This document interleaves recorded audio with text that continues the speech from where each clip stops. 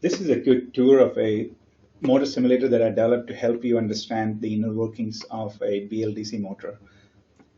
Over here, what you're seeing is a control board where you can adjust the commutation frequency and the commutation voltage. So the commutation voltage you can vary from 0 to 1, and the frequency can be adjusted to increase or decrease the speed of the motor.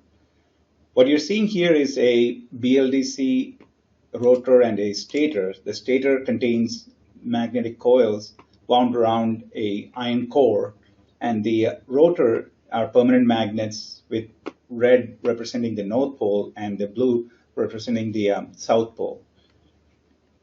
You can also monitor the drive speed, the drive voltage, and the frequency here in these controls over here. And then you can adjust the different commutation strategy from trapezoidal to sinusoidal, or even an external drive, which is as if you are driving the motor with another motor. So that helps you to model the back EMF of this motor. To help you visualize the signals that are coming from the motor and also used to drive the motor, you can look at the back EMF from the coils, the drive voltage, the coil current, the rotor torque, the rotor velocity, the position, and also the Clark and Park transformation, which will be clear to you in module 4 or the week 4 of the class. So let's start with the 6-slot 8P configuration. These are the different types of configuration that you can have, starting with 3N2P, which is 3 slots and 2 poles. So this motor essentially has one north pole and a south pole, the rotor, and then you have 3 coils that are on the stator. So over to 3N4P with increased number of poles on the rotor. To 6N4P, now you increase the number of poles on the rotor and also the slots.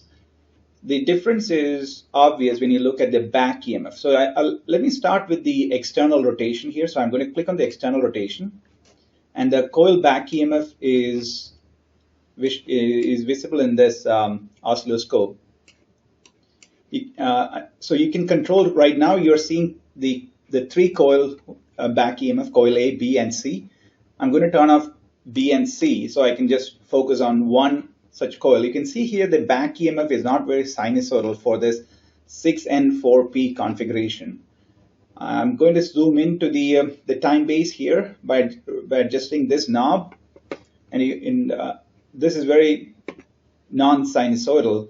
So I have a FFT option here. So by clicking that, you can see the frequency component in this waveform. As you know, there is this primary component, and then there is this additional harmonics, and that's primarily because this is not a very sinusoidal, back EMF.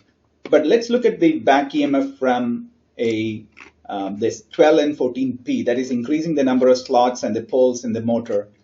It's now very sinusoidal. That's what we are looking for. We wanted a very sinusoidal motor. Typically, we have permanent magnet synchronous motor that provides this feature, but by increasing the number of slots and poles, you can get a sinusoidal back EMF. And if you look at the FFT of the signal, it's primarily centered around the drive frequency, and that's what we want. And the additional harmonics, which tend to lead to the inefficiency in the motor, are not present when you increase the number of slots and the poles here. One other feature in this oscilloscope is a trigger mode, where you can have a static display of this particular signal by triggering on a zero crossing change. So this is the zero crossing line. So I'm going to set the trigger on, and you can see here the waveform is static now. It's being triggered on this zero crossing change. Now let's look at when we are driving this motor with various commutation strategies. Let's start with the trapezoidal commutation. So in the class, we talk about how trapezoidal commutation works. Here we are taking the 3 coils in this 6 and 8P motor through a stages of energization that cause this motor to rotate. So as you can see here, when a particular coil has a north pole, it will be red compared to when it is in the south pole, which is shown in blue. These lines represents the magnetic force of attraction and repulsion. So a line pointing directly from the rotor towards, with an arrow pointing towards the slot, is an attractive magnetic force between the rotor and the stator. But if an arrow points on the opposite direction from the slot to the rotor, that is, and you can see here, that's the repulsive force that is pushing the rotor around. So the rotation that is happening in this motor is a combination of this attractive and repulsive forces acting between the rotor and the slots. As you can see here in this drive voltage here,